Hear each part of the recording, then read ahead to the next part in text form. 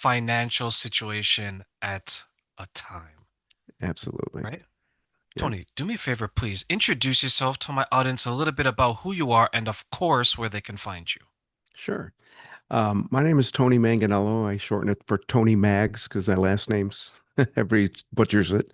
But I've been in personal finance for over 30 years, and um, my impetus, my inspiration for personal finance is locked in with my childhood. When I was 11 years old, I watched my family fall apart, and my parents split up. And this is back in the 70s because I'm from the Stone Age, and not many people grew up without a father around like I did at that time. And so when I got older, I realized that money was a big part, or I should say, the lack of understanding how money works was a big part to breaking up my family. And so my mission is to help as many families, as many people I can take personal finances and make sense out of it, not this complicated mess we've been following for years. And it's just my passion. It's what I've devoted my professional life to, and I'm just really excited to be able to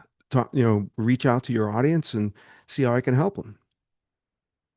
I like that. Not the fact that it ruined your family, just that you're helping people. So take us right from the beginning. How did it ruin your family, and what was the genesis of it?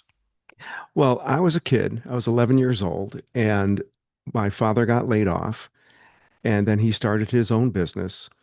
And no matter what they did, they just seemed to always have trouble with money. And he wound up, it was so bad for him that I think, was somewhat ashamed. And the only way he could overcome it was to kind of start over. And that meant he had to go somewhere else.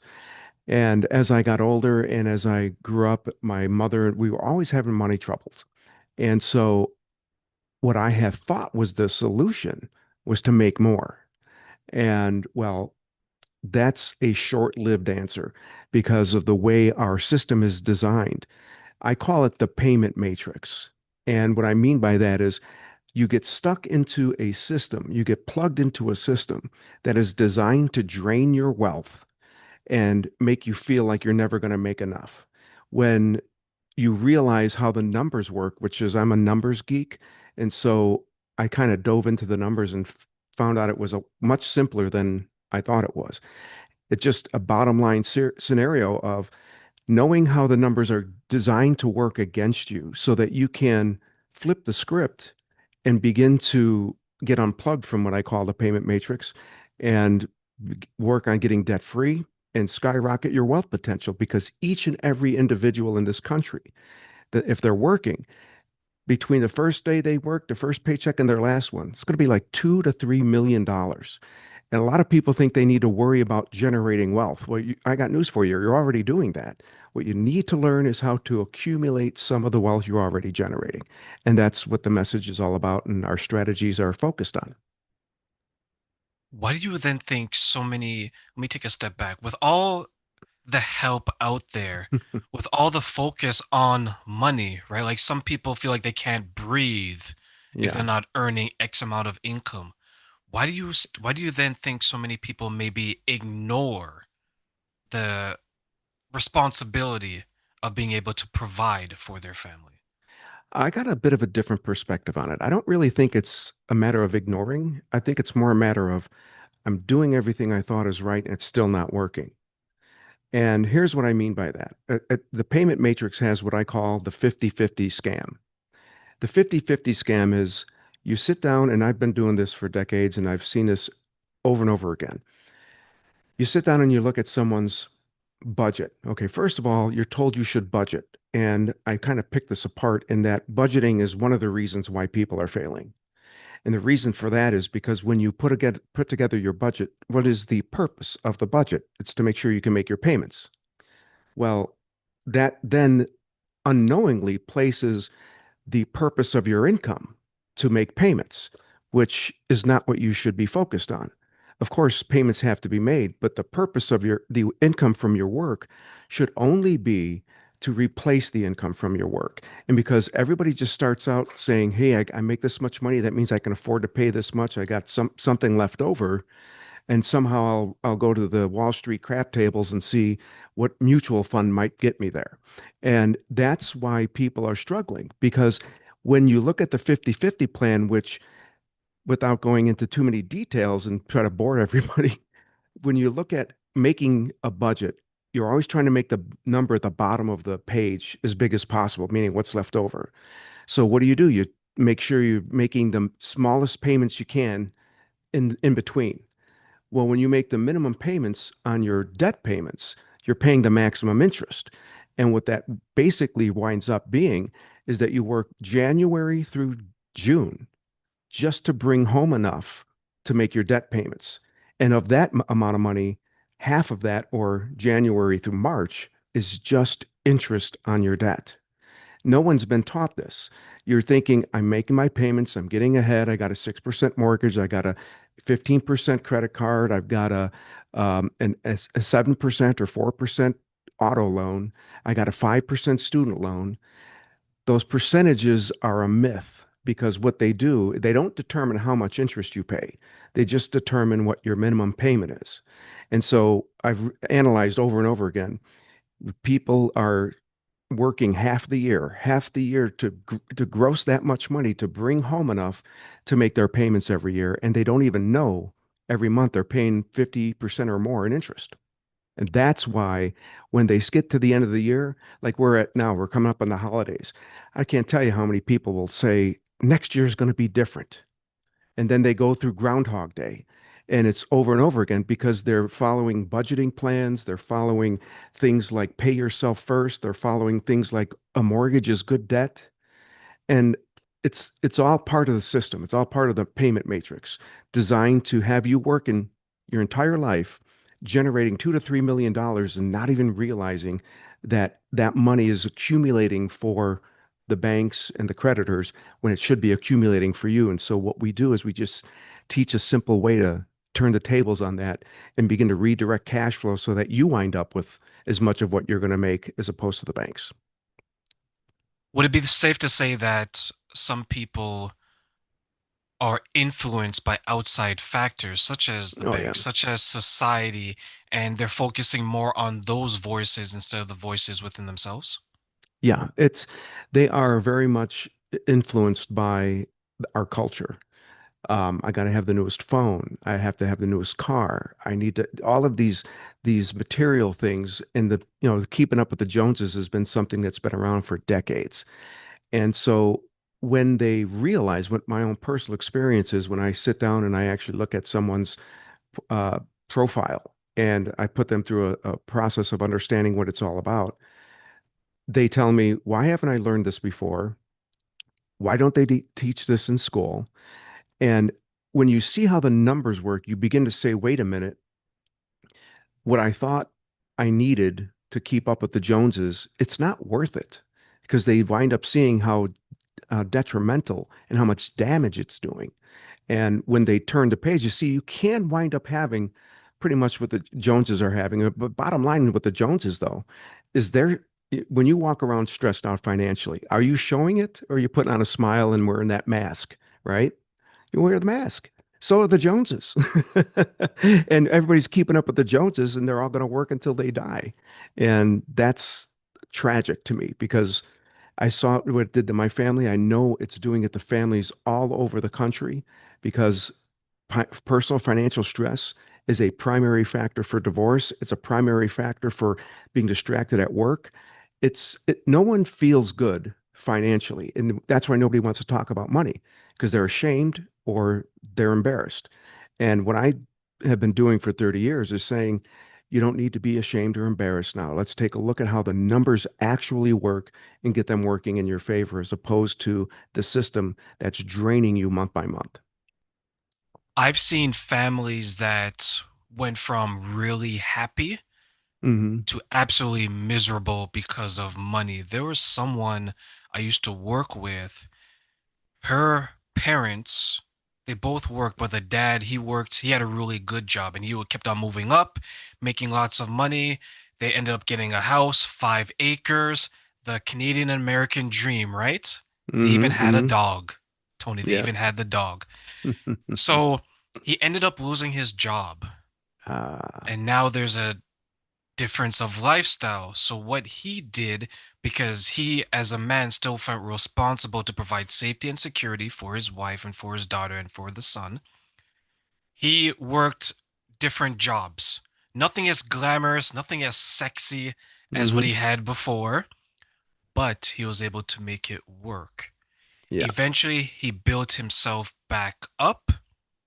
He grew a different appreciation of money. He Mm. said that it wasn't going to rule his life anymore. He wasn't going to miss out on birthdays and anniversaries.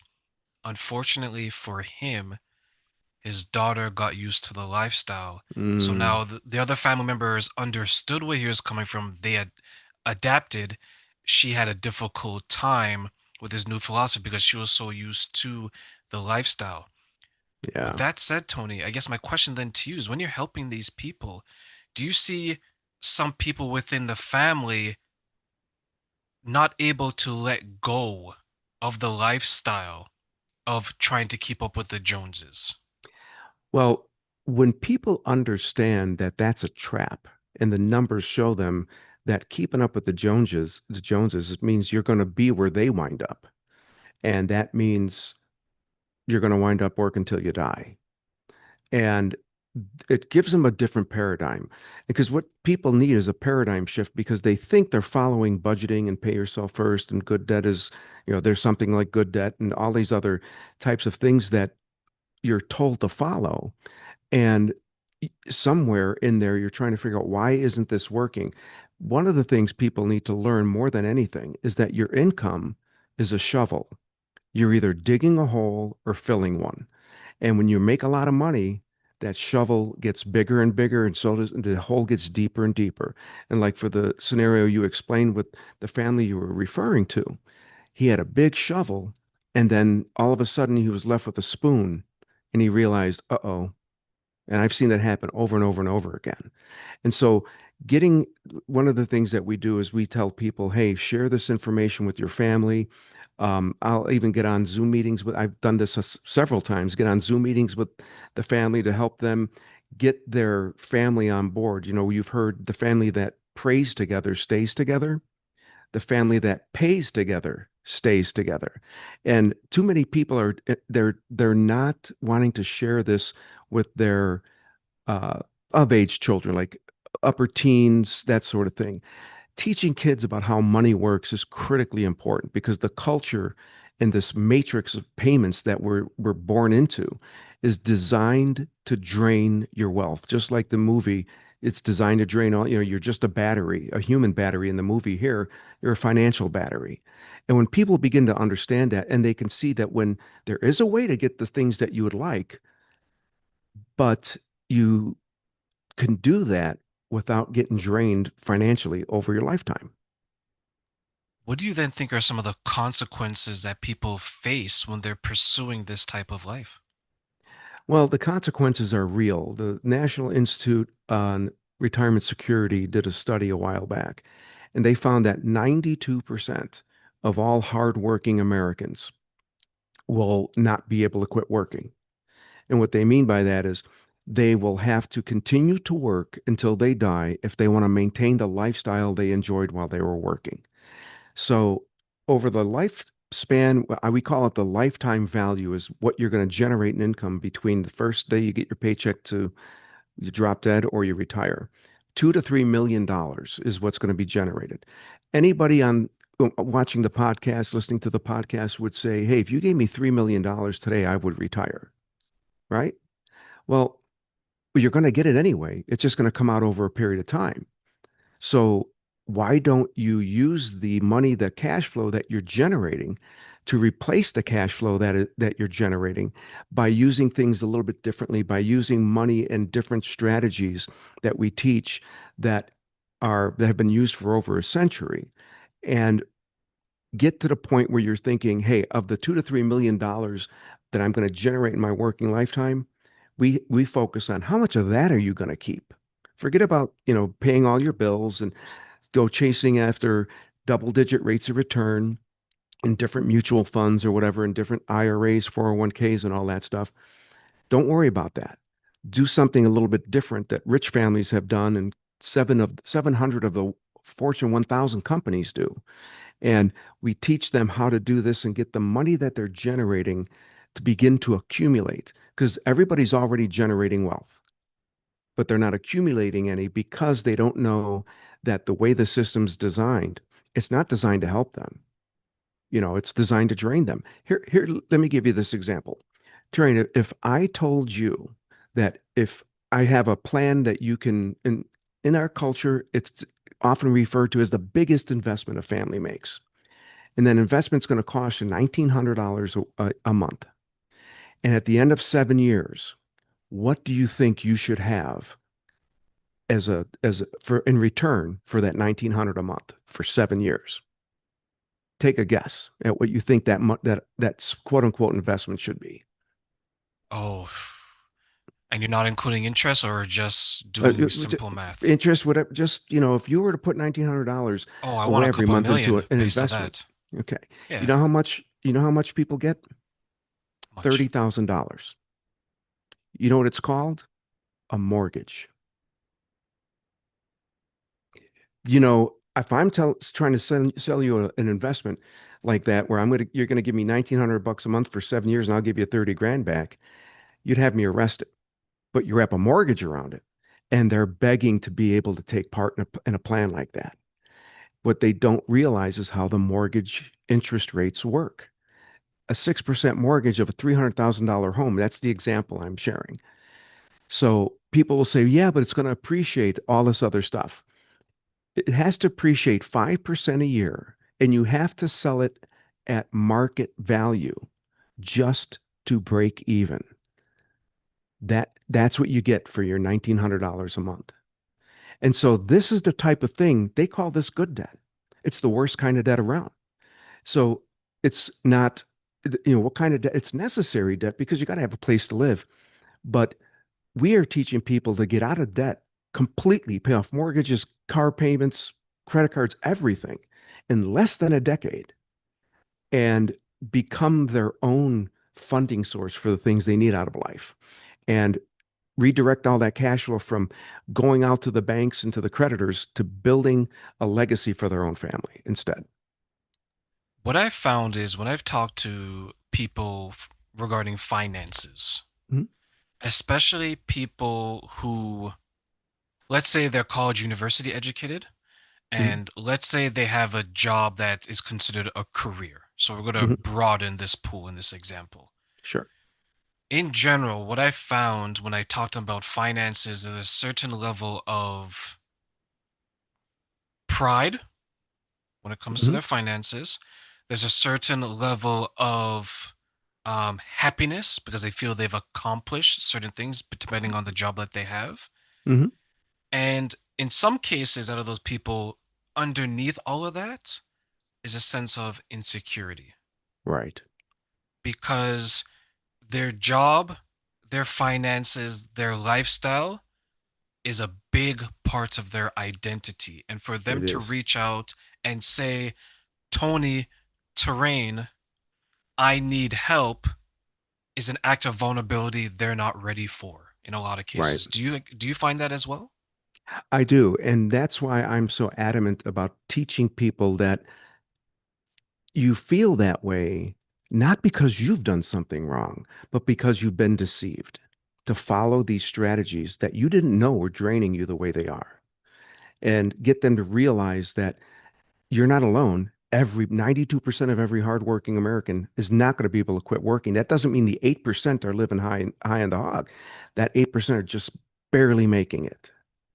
So when people are feeling vulnerable, that's what frustrates me about this whole concept is that the way our culture has conditioned our minds is to get us comparing ourselves to everything but what we should be focused on, which is just I have a family, my family's, hopefully they're healthy and the important things in life, the things you can't buy.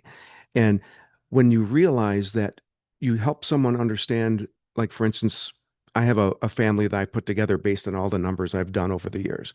They're making $3,133 a month in debt payments for a house, two cars, and four credit cards.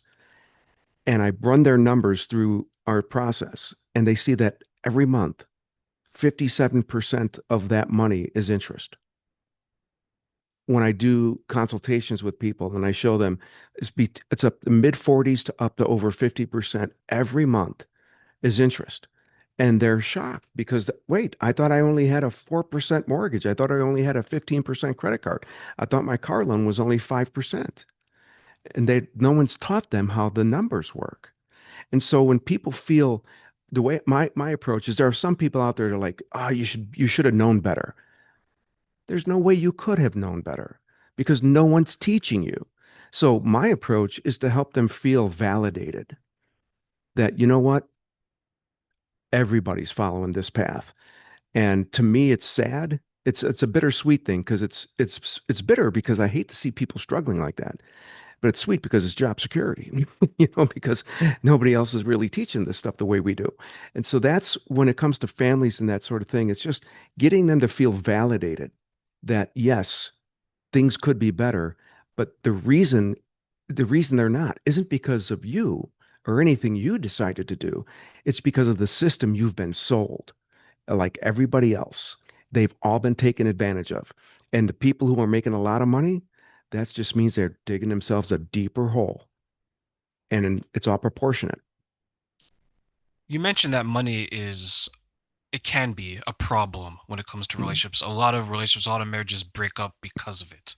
Yeah. Now, from a financial perspective, then, is part of the would you say that part of the problem is that people are trying to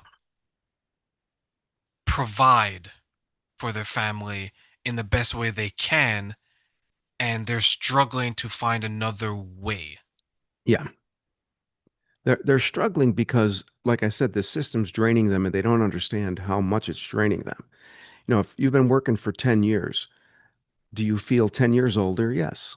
Do you feel 10 years richer? Maybe not. Why? If you, just simple math, if you take how much you bring home every year, let's say that you bring home a family, the average family of four nowadays has got around 94 to $100,000 two income household.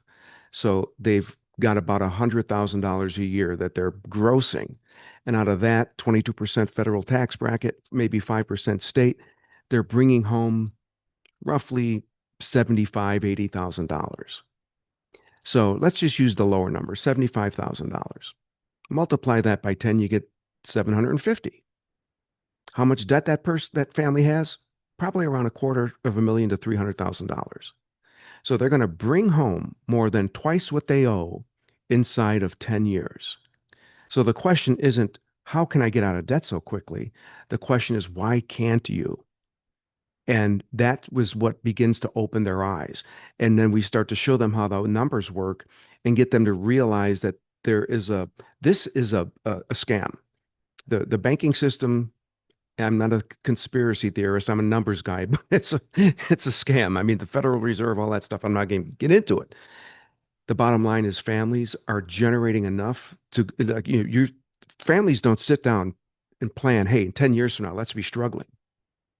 That's I didn't wake up this morning thinking, whoa, my whole life is upside down because for some reason my numbers don't work. Nobody is planning for that. That's why they put their budget together. They're thinking in 10 years we'll be here, but they don't know that the system that is designed to work against them is just not going to let them reach that. If there are some outliers, people who, maybe get a big bonus, something happens and, they just, for whatever reason, they don't feel the need to keep up with the Joneses as much as their neighbors do. Sure, there are those types of people who still find some measure of success inside the system, but the vast majority don't. And the reason is because they just simply don't realize they're being taken advantage of. There's a point in time, this is probably maybe my parents or my grandparents' age or generation, where the cost of living and wages relatively close together as they were growing, Mhm. right? Yeah. Now there's a big disparity between Yes. the two. So what we need to earn more to do exactly what we were doing 10 years ago. Yes. Yeah. Right? To your point, it's like it's a trap, right? Like I have to work an extra hour, 2 hours for my dollar to still have the same impact. I'm exaggerating, but everyone can get Right, right. the point. I get you.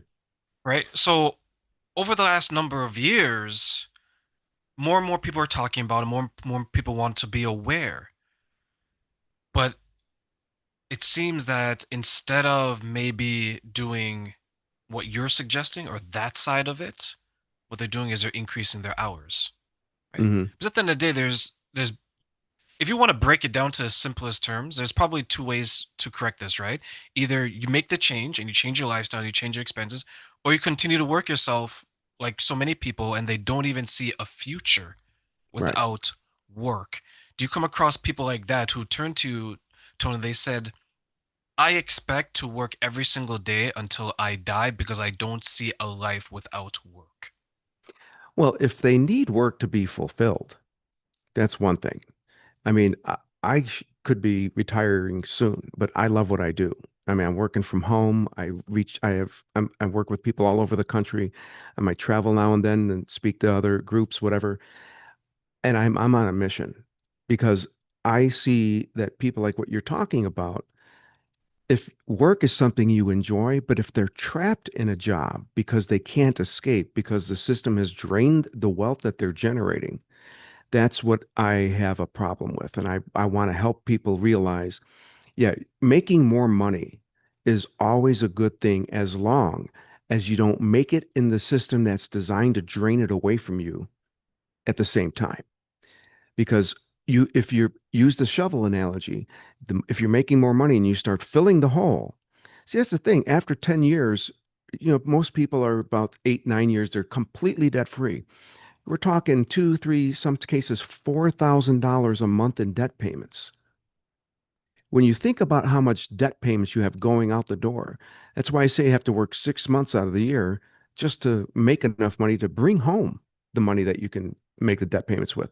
If you got $3,000 a month in debt payments, that's $36,000 a year that you have to bring home, which most people have to gross around 40. That's in many cases about half of their gross income. So the question is, what would your life be like if all those payments that you were making to the creditors were going into your pocket and towards your future? Would that give you more hope? Would that give you peace of mind?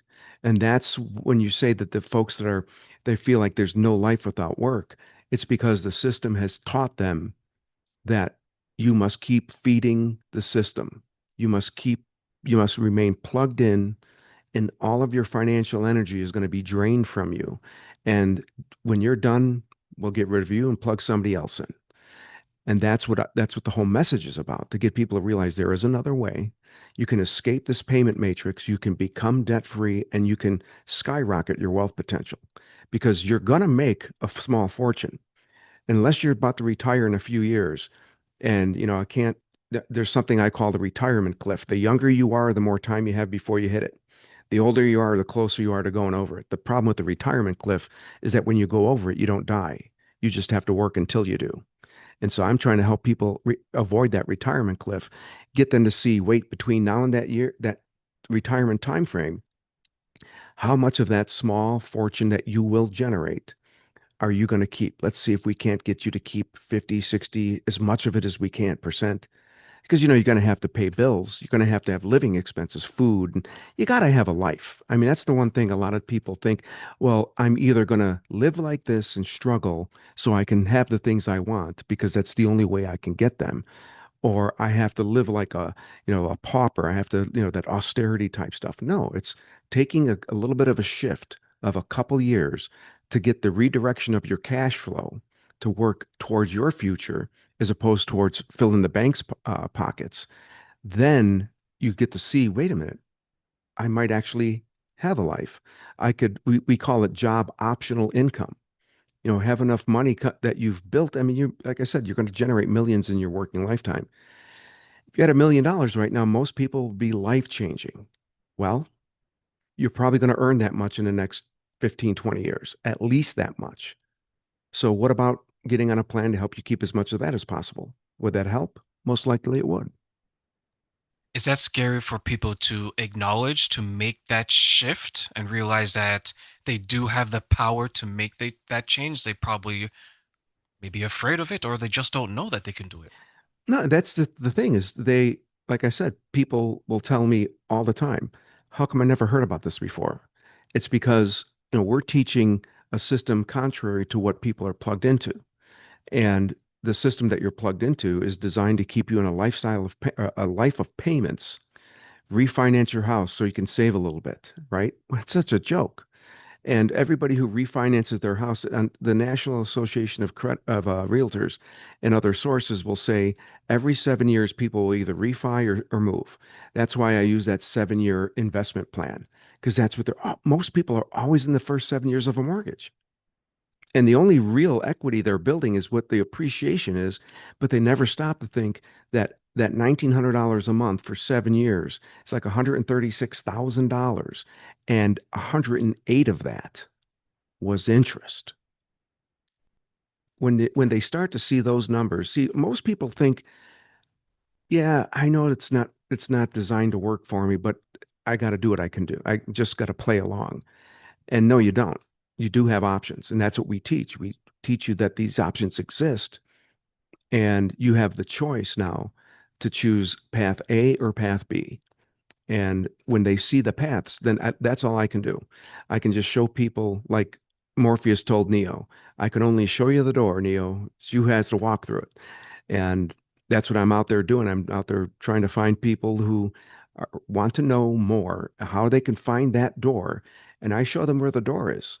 And I can't push them through it, but I'm there cheering them on, hoping they make that decision because I know what happens if they don't.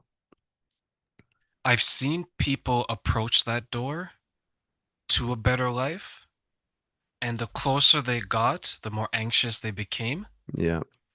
And as soon as they looked at that door, they believed a better life was on the other side. They think a better life is on the other side. But Tony, they've been this way for so long. It's comfortable. It's old leather. Yeah. It makes them feel good when they sit in it.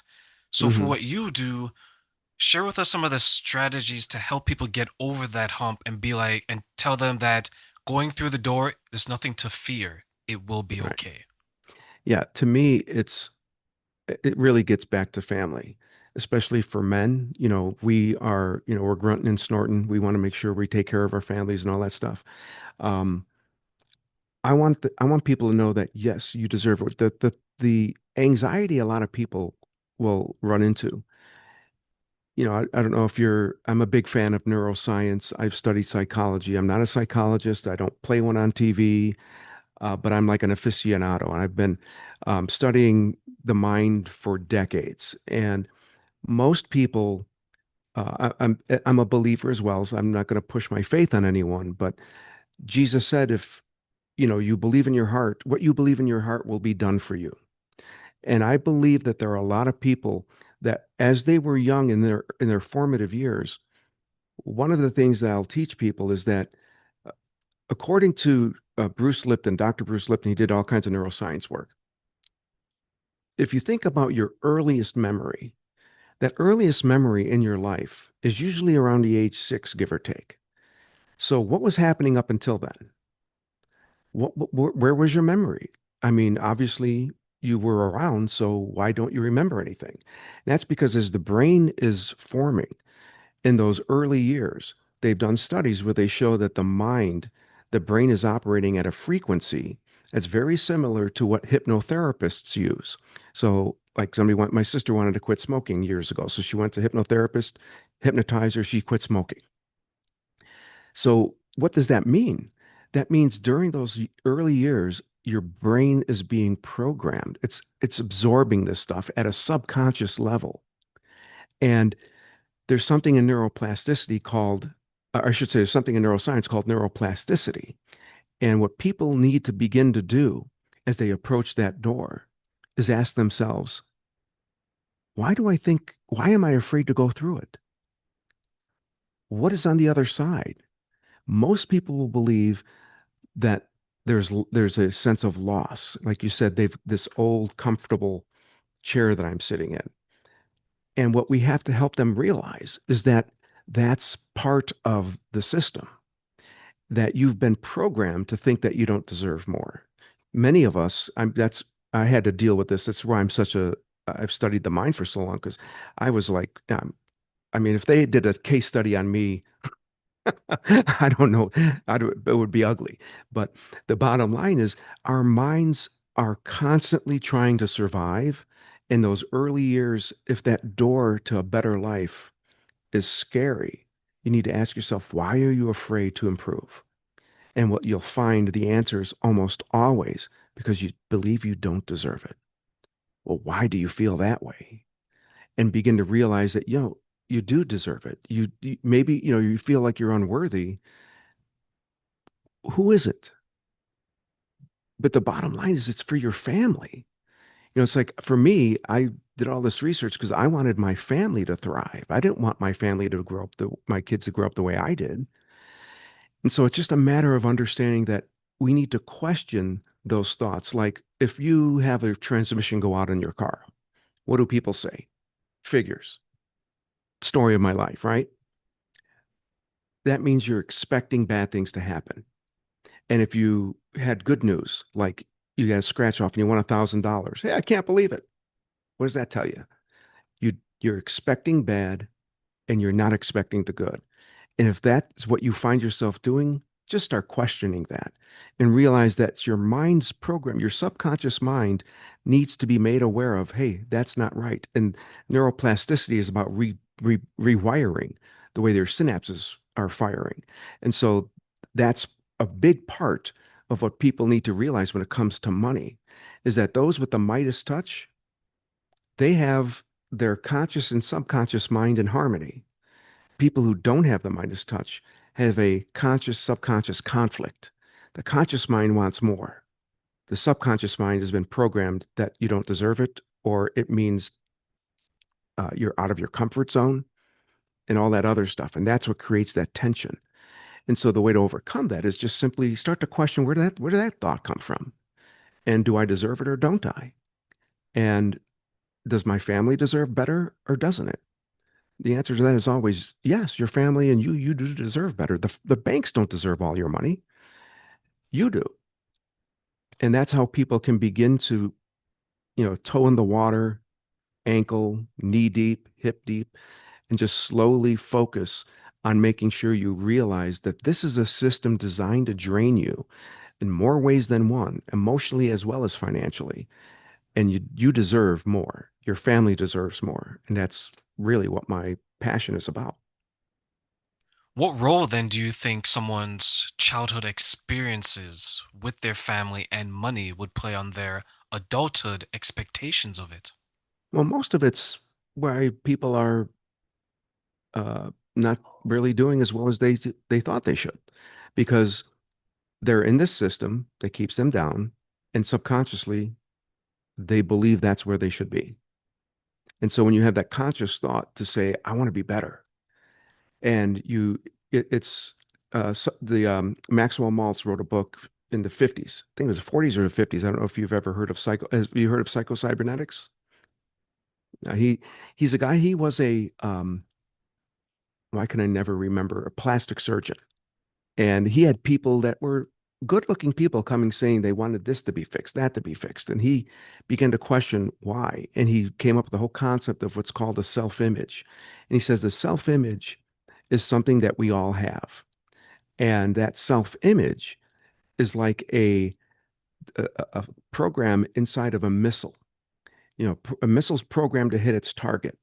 And once it's fired, it's making all these adjustments because wind and all kinds of environmental things are working against it. But it hits the target, and that's what our self image is like. So if your self image is you're not deserving, this is where you belong. If something good happens, you're not going to believe it. If something bad happens, that's what you're expecting. That's what needs to change. You need to realize that when Jesus said, "If what you believe in your heart will be done for you," My personal belief on that is that look at what your life is like. What is it reflecting? It's reflecting what you believe in your heart, whether or not you know it.